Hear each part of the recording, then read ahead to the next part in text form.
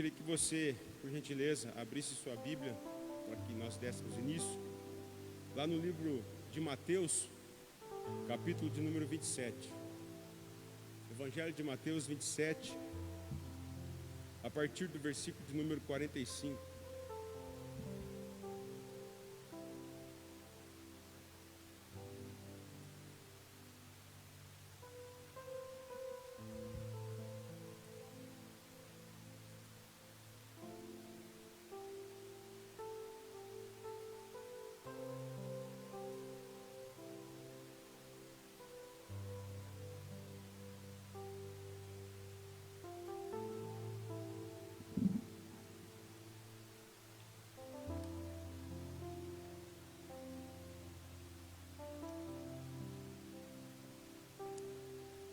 Evangelho de Mateus, capítulo 27, a partir do versículo 25, diz o seguinte para nós: E houve trevas sobre toda a terra, do meio-dia às 3 horas da tarde. Por volta das 3 horas da tarde, Jesus bradou em alta voz: Eloi, Eloi, lama sabachthani, que significa: meu Deus, por que me abandonaste? Quando alguns dos que estavam ali ouviram isso, disseram: ele está chamando Elias. Imediatamente um deles correu em busca de uma esponja, embebeu-a em vinagre, colocou-a na ponta de uma vara e deu a Jesus para beber. Mas os outros disseram: deixe-no, vejamos se Elias vem salvá-lo. Depois de ter bradado novamente em alta voz, Jesus entregou o Espírito. Naquele momento o véu do santuário rasgou-se em duas partes, de alto a baixo, a terra tremeu e as rochas se partiram. Os sepulcros se abriram e os corpos de muitos santos que tinham morrido foram ressuscitados. E saindo dos sepulcros, depois da ressurreição de Jesus, entraram na cidade santa e apareceram a muitos. Quando o centurião e os que com ele vigiavam Jesus viram o terremoto e tudo o que havia acontecido, ficaram aterrorizados e exclamaram: verdadeiramente esse era o Filho de Deus. Somente até aí. Vamos orar. Senhor, nós queremos exaltá-lo, Deus. O Senhor é bom. Nós estamos aqui para adorá-lo e engrandecer o teu nome. Tudo que é feito nesse lugar, as televisões, os celulares e computadores que estão ligados acompanhando este culto, tudo, Pai, que nós estamos fazendo, queremos fazer para a glória do teu nome, para que o Senhor seja conhecido como o único Deus, Senhor e Salvador de toda a humanidade. Obrigado por esse domingo, por esse momento. Pedimos que o Senhor se revele através das Escrituras, que teu Espírito nos auxilie a interpretá-la e a entender. E Pai, que o Senhor possa fazer em nós todos os dias morada, para que possamos fazer a tua vontade, Senhor. Muito obrigado, em nome de Jesus. Esse relato, eu acredito que é muito conhecido, sem dúvida alguma. Outros evangelistas também vão relatar a morte de Jesus. Eu já fui para a parte final, mas nós temos aí um relato longo, talvez 2, 3 capítulos, relatando desde a sua prisão, a tortura, o quanto espancaram Jesus, cuspiram em seu rosto, e tudo que nós já conhecemos sobre o período em que Jesus foi crucificado. Mas aqui é a parte final da história. Você vai acompanhar lá em Marcos, em Lucas, que isso se repete. Na verdade, o que eu queria hoje trazer é a respeito de tragédia, né? Que coisa, eu subi aqui para falar sobre tragédia, é ruim isso, né? Mas é para nós entendermos o que eu quero dizer com esse texto, o que o Senhor quer falar conosco. E grande parte das tragédias, talvez a maioria delas, senão não chamaria de tragédia. As tragédias trazem muito caos e sofrimento. Um exemplo de tragédia são enchentes, tragédias naturais, terremotos, mas também tragédias provocadas pelo homem, mortes, assassinatos, tragédias em famílias, guerras e tantas outras coisas que trazem sofrimento para as pessoas. E além disso, há tragédias que o efeito delas, os efeitos que elas causaram, e talvez muitas ainda causam. Até hoje nós sentimos efeitos de tragédias. Eu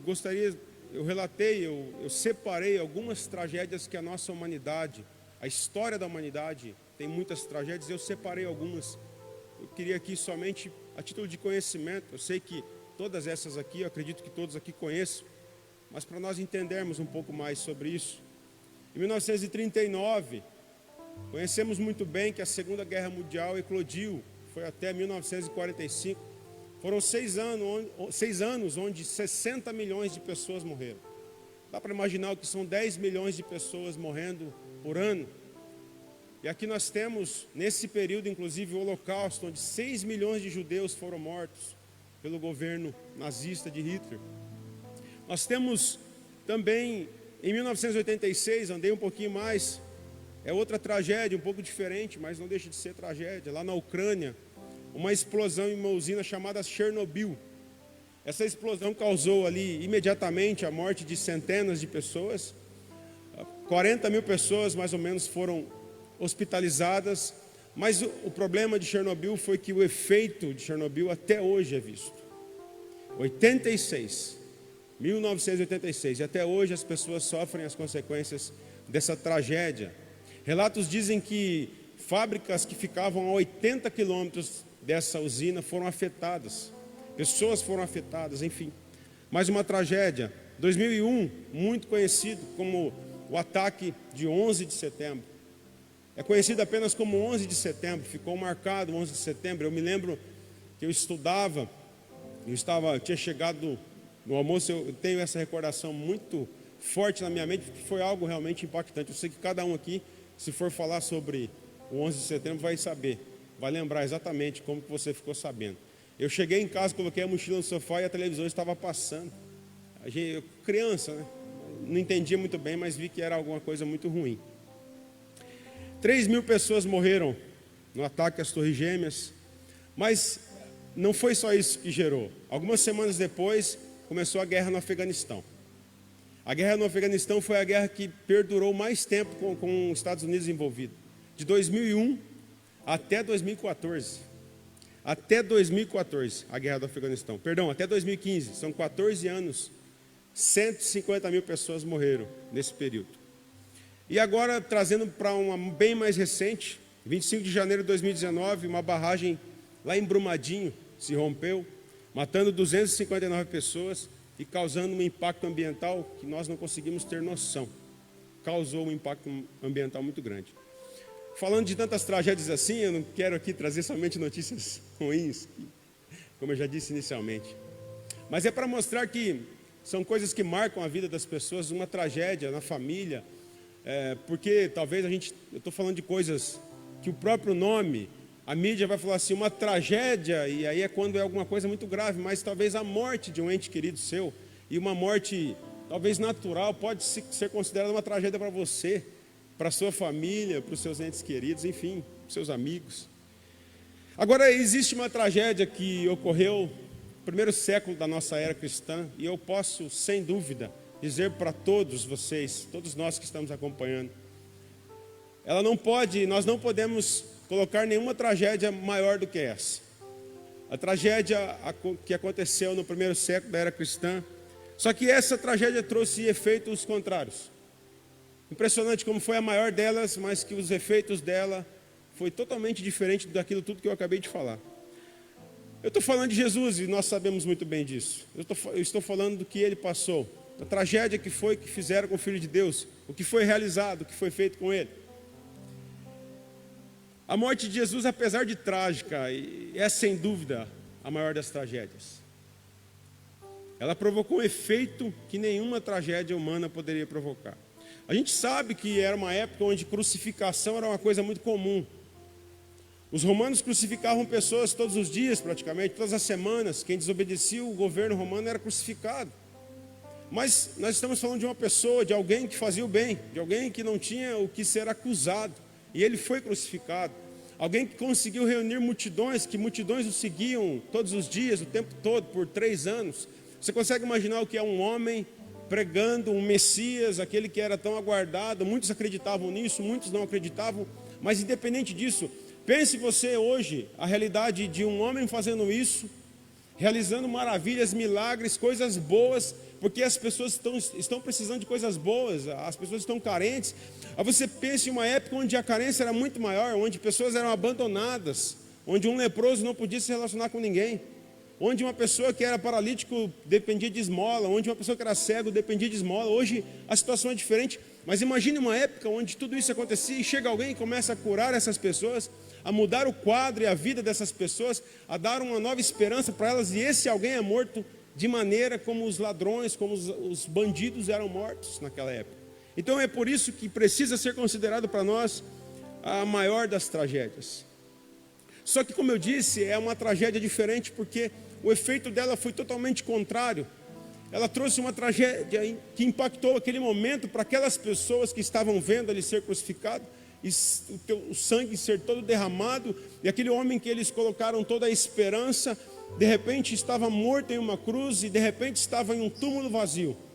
Mas aquele homem prometeu que ressuscitaria, e de fato 3 dias depois ele ressurge dos mortos. E a esperança renasce no coração daquelas pessoas. Mas o que marcou a vida daqueles que assistiram o evento da crucificação, aquela tragédia realmente marcou a vida daquelas pessoas. Mas ali já aconteceram algumas coisas, e é partindo do ponto da crucificação, da cruz, que eu gostaria de mostrar para os irmãos e tentar aqui mergulhar nos textos bíblicos sobre o que aconteceu e o que provocou a morte de Jesus. E o primeiro ponto é que o véu se rasgou. No versículo 51 nós lemos que o véu do templo se rasgou. E o que era esse véu? Nós conhecemos muito bem que o povo, que Moisés construiu um tabernáculo. Lá em Êxodo nós vemos que foi necessária a construção de um local onde Deus iria perdoar os pecados, onde iriam ser apresentados sacrifícios. E tem todos os detalhes do tabernáculo no livro de Êxodo. Você vai ver lá a construção, como que era para ser feita, onde que era para ser colocado cada coisa, a consagração dos utensílios. E havia um local mais especial do que todos nesse tabernáculo, que era o Santo dos Santos, o local santíssimo.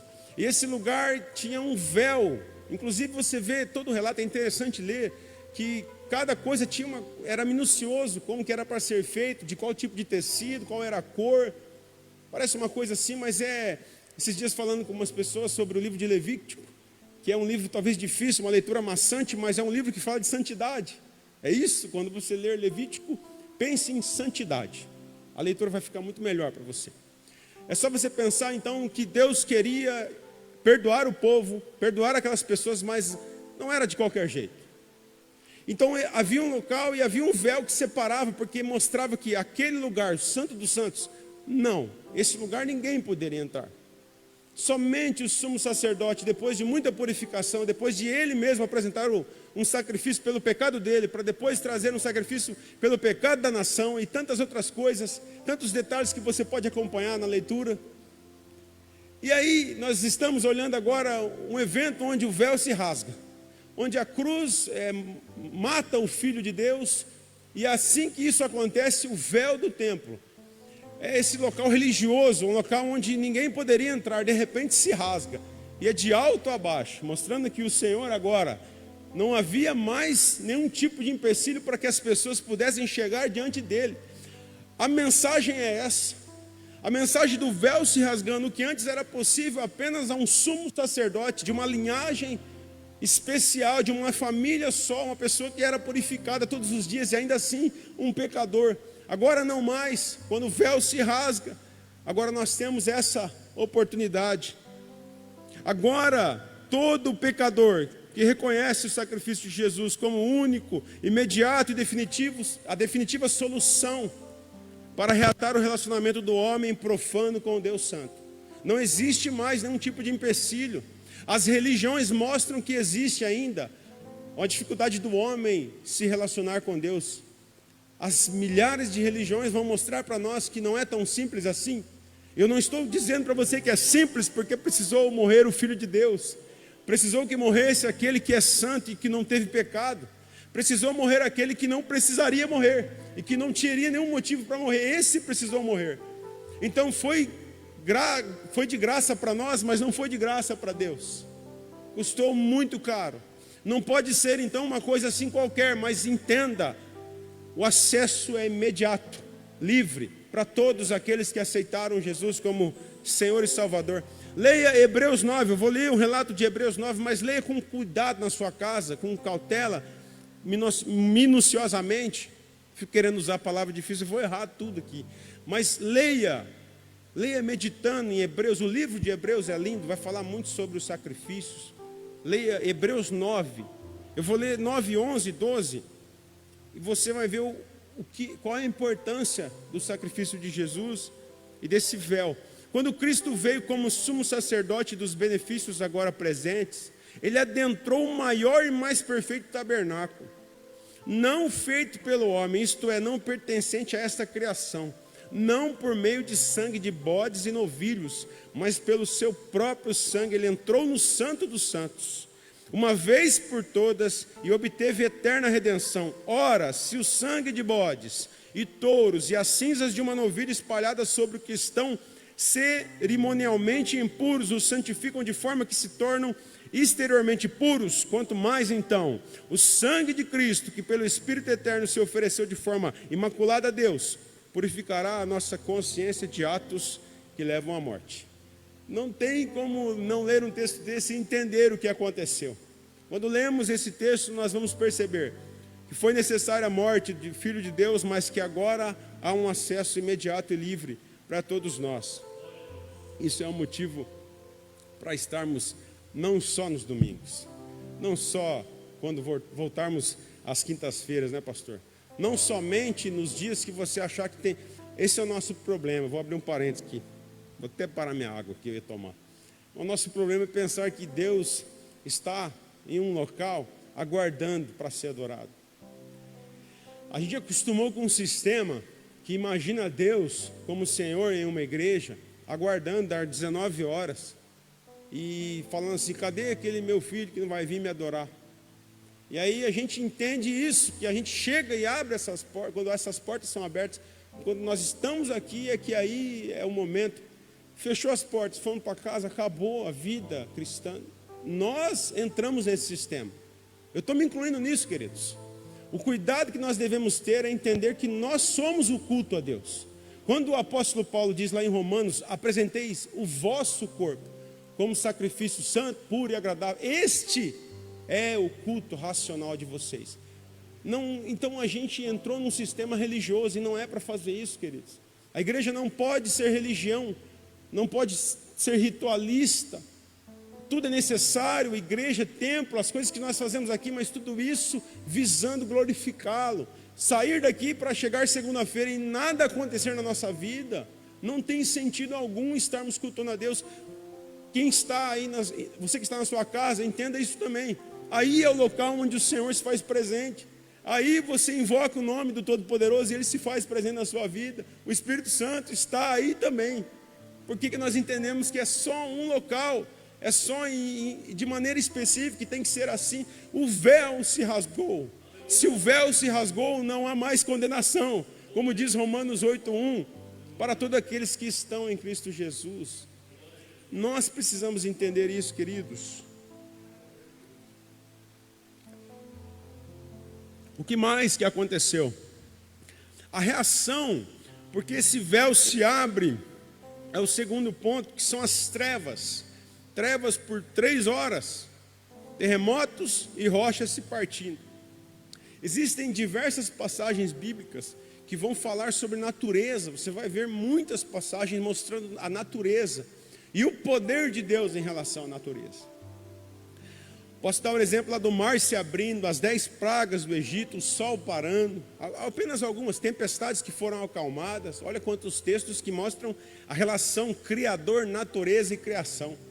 Muito lindo os textos quando a gente vê a natureza sendo envolvida. E eu quero ler um texto que está em Colossenses capítulo 1, que é sobre o nosso Senhor Jesus. Colossenses 1. Você deve conhecer esse texto. Tem uma música muito linda que chama Colossenses 1. Que diz assim: Ele nos libertou do poder das trevas e nos transportou para o reino do seu Filho amado, em quem temos a redenção, a remissão dos pecados. Ele é a imagem do Deus invisível, o primogênito de toda a criação, pois nele foram criadas todas as coisas nos céus e sobre a terra, visíveis e invisíveis, tronos, soberanias, principados e potestades. Tudo foi criado por meio dele e para ele. Ele é antes de todas as coisas, nele tudo subsiste. Ele é a cabeça do corpo, que é a igreja. Ele é o princípio, o primogênito dentre os mortos, para ter a primazia em todas as coisas. Porque Deus achou por bem que nele residisse toda a plenitude, e que, havendo feito a paz pelo sangue da sua cruz, por meio dele reconciliasse consigo mesmo, preste atenção no final, todas as coisas, quer sobre a terra, quer sobre os céus. A criação se rendendo à pessoa de Cristo Jesus, porque Deus quis que fosse assim. Ele sofreu os horrores da cruz, mas sofreu para que depois ele recebesse tudo isso aqui novamente. Toda a criação se rendendo à pessoa de Cristo Jesus. Mas o relato aqui sobre essa reação da natureza é um pouco diferente. A gente pode interpretar talvez de duas formas. A primeira é que a natureza estava sentindo a morte de Jesus. Ou seja, não é uma morte de mais uma pessoa, é a morte do Filho de Deus, aquele que criou todas as coisas. Pense bem, o Deus encarnado morrendo. A natureza reage daquela forma, com trevas e com terremoto. Inclusive as pessoas se impressionam, os soldados que estão ali olham e verdadeiramente esse era o Filho de Deus. Porque quem pode, através da morte, gerar um efeito desse na natureza? Perceba, eu quando vejo um texto desse aqui, leio, eu fico assim, imagine você, querido. É uma coisa impressionante você pensar em Jesus falando assim para o mar, fica quieto. E o mar fica, vento, para, e o vento parar. Mas imagine aqui ele morrendo e a natureza reagindo com trevas e com terremoto. Porque essa natureza foi a mesma que obedeceu quando ele dá a ordem para o mar, ficar quieto, para o vento parar. Eu sei que tem muitos pais aqui. E se alguém consegue isso, depois a gente conversa no final aí, eu preciso dar umas dicas. Porque eu falo para o Davi olhar para mim, Alex, para ele olhar para mim. Eu penso que às vezes, pastor, o Davi tem problema de audição. Não sei se mais algum pai já viveu isso aqui. Davi, ele está ouvindo agora. Davi, eu acho que talvez na quarta ou na quinta vez ele ouve.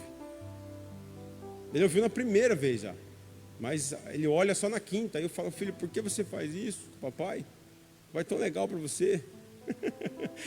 e eu faço o teste, falo assim, comprei chocolate, falo baixinho. Hã? Por que você não ouve quando... O que eu quero dizer, se você consegue dominar o seu filho, a hora que você fala a primeira vez e ele olha e obedece, parabéns. Dá uma dica para mim. É que eu vejo Jesus falando para a natureza quieta, e ela não fala, que quieta, eu sou a natureza. Eu sou muito forte, eu sou o mar. Como assim parar? Não tem nada disso, Alex. Não existe isso, não tem. Simplesmente tudo acontece quando a palavra é lançada e quando a palavra vem da boca daquele que é todo poderoso. Esse é o nosso Deus, esse é o nosso Senhor. Então eu falei sobre uma interpretação, então a gente pode pensar que a natureza está reagindo à morte. Mas também a natureza está começando a entender que ela vai chegar o momento da sua redenção. Isso é lindo. Tem um texto lá em Romanos, capítulo 8, eu vou ler aqui, que diz o seguinte: na esperança que também a própria natureza criada será libertada do cativeiro da degeneração em que se encontra, recebendo a gloriosa liberdade outorgada. Me perdi aqui, peraí. Aos filhos de Deus. Sabemos que até hoje toda a criação geme e padece como em dores de parto. E não somente ela, mas igualmente nós, que temos os primeiros frutos do Espírito, também gememos em nosso íntimo, esperando com ansiosa expectativa por nossa adoção como filhos, a redenção do nosso corpo. Dois efeitos. A natureza está reagindo por a morte do Filho de Deus, mas a natureza está reagindo porque na cruz foi dado início à sua redenção. Isso vai acontecer no fim dos tempos. Essa natureza que foi condenada no princípio, no pecado dos nossos primeiros pais, que ela foi condenada por próprio Deus, foi maldita. Essa natureza que é corrompida, toda a criação ela vai ser regenerada no final de toda a história. E Deus sabe o que faz. E será maravilhoso. Tudo vai ser muito perfeito. Eu acho lindo isso aqui. A natureza então está aqui ansiosa. Começou. É como se você desse o start. A partir da cruz começou. Ela entende que vai chegar um momento em que ela vai ser redimida. Nós fazemos parte dessa natureza, nós fazemos parte dessa criação, isso também é para nós. O terceiro ponto está relacionado aos túmulos. Para você gravar aí, memorizar. Então, o primeiro é que o véu se rasgou, então que o acesso agora está livre, imediato, a todo momento, e é qualquer pessoa que reconheça Cristo como Senhor e Salvador de sua vida, Cristo como aquele que derramou todo o sangue na cruz. O segundo ponto, então, tem relação com a natureza, essa reação da natureza, aconteceu lá. O segundo ponto demonstra que um dia todas as coisas se unirão para a glória de Jesus e estarão sob o domínio dele. Isso aconteceu na cruz, mas foi um start. Isso vai terminar um dia. E o terceiro é que os túmulos foram abertos. Porque se nós estamos falando de tragédia, não tem como não falar de morte. Porque a maior delas, a maior das tragédias é a morte. Perceba que o homem tenta a todo custo prolongar a sua vida. A todo custo. Até hoje, cientistas e todo mundo quer fazer. Lembra da época do clone? Né? Novela, clone. E era um negócio de clonar e clonar. E o homem queria clonar, e quer. E vai tentar até o fim. Porque ele quer prolongar a vida dele. Congelar para daqui uns anos acordar de novo. O homem ele não consegue entender por que morre. Porque a maior tragédia, a maior humilhação para o ser humano é morrer. Então, se a gente está falando de morte, aliás, de tragédia, vamos ter que falar de morte também. Todo dia isso acontece. Coronavírus, eu perdi a noção de números, mas já muitas pessoas morreram em decorrência do coronavírus, não é verdade? Mas vamos pensar em todos os tipos de mortes que acontecem todos os dias à nossa volta. Todos os dias pessoas morrem, todos os dias. A cada instante, a cada segundo, a gente sem exagero. Agora, nós temos em Jesus a morte que gerou vida. Uma coisa fora da nossa lógica. Mas a única morte que gerou vida foi a de Jesus. A morte que derrotou as trevas. A morte que foi um divisor de águas entre a incerteza e a esperança. Entre a tristeza e a alegria. Entre o sofrimento e a bonança. Perceba que morte é essa que fez tudo isso. A morte de Jesus fez isso. Os túmulos ficaram vazios, porque já não podiam suportar o efeito causado pela morte do Filho de Deus, pelo Deus encarnado, pelo Emanuel prometido, por aquele que estaria conosco até o final de todas as coisas. A morte já não suportaria mais o efeito da morte de Jesus, a própria morte foi derrotada. É assim que a Bíblia nos fala. E naquele instante, túmulos se abriram, para demonstrar que poder teve a morte de Jesus, o efeito causado pela morte do Filho de Deus. É lindo isso, porque a maior derrota para o ser humano é morrer. A maior derrota que existe. Quando você já deve ter ouvido falar, nossa, a vida estava começando agora para ele. Você já deve ter vivido isso, talvez um ente querido seu novo. E a gente tem esse costume, mas era tão novo. Mas por que se fosse mais velho também, aí pode? Não, é morte do mesmo jeito. A gente vai chorar, vai ficar triste e não quer aceitar. Então é a maior derrota para nós, é a maior tragédia. Mas entenda, cristão, de fato cristão, que conheceu o poder e a mão de Jesus sobre você e o que ele fez, a morte é só o início da sua vida plena e verdadeira e única vida, a vida que vale a pena ser vivida, que um dia valerá a pena, ela começa na morte. Eu tenho que dar essa notícia para você, eu sei que você sabe, mas compreenda isso. Não tema coronavírus, não tema sair daqui, não tema acidente, não tema essas coisas. Não tema isso. Há um texto que diz que as pessoas temem isso, mas não temem aquele que tem poder de lançar a pessoa, a alma, no inferno. As pessoas temem perder a vida, mas não temem perder a alma. Temem ficar em um hospital. As pessoas não estão indo no hospital. As pessoas ficam com uma gripe forte, mas não vão com medo do vírus. Mas a vida está desviada dos caminhos do Senhor, ela não tem medo de morrer naquele instante e aí se encontrar nos portais eternos. E aí não tem mais o que ser feito, porque o Filho de Deus, o efeito que causou a morte do Filho de Deus aconteceu já, mas o efeito que até hoje converte vidas, Leva pecadores que estavam até aqui de pecado a serem regenerados, pessoas que não tinham mais esperança a terem esperança, vidas que estavam frustradas a terem agora uma nova vida, uma esperança. É isso que a morte do Filho de Deus, a morte de Jesus provocou. E qual é a esperança então? Para fechar, eu estou concluindo. João 14, não tenho dúvida de que você conhece esse texto, mas mergulhe nele. Perceba a promessa do próprio Jesus, vindo da boca de Jesus, quando ele olha para aqueles discípulos. Porque pense você, se você estivesse no lugar, se eu estivesse no lugar daqueles homens, Alex, imagine a cena. Você está andando com o seu mestre por muito tempo, ele está te ensinando muitas coisas, e você já está a ponto, 70% que você acredita que ele é o Messias. Não está, né? Mas é esse o Messias. Mas aí esse Messias começa a falar que vai morrer, que será entregue na mão daqueles que vão matar ele, que vai acontecer. Aí você vai falar, como assim? E a minha esperança nesse homem? Aí ele simplesmente fala assim, vem aqui um pouquinho, senta aqui agora, vamos conversar. É verdade o que eu falei, não estou brincando não. Mas não se turbe o coração de vocês. João 14 está falando isso, não se perturbe, não fica aí. Creiam em Deus.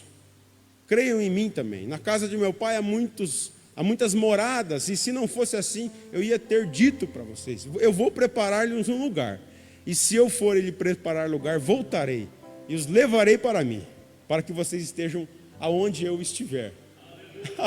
E aí, esse texto, amém, glória a Deus. Aleluia. Esse texto, eu já vi uma mensagem de pessoas que pensam que Jesus foi preparar e está até hoje construindo, e aí que as mansões vão ser bonitas e tal. A ideia aqui, quando Jesus fala, estou indo preparar, eu estou indo para a cruz.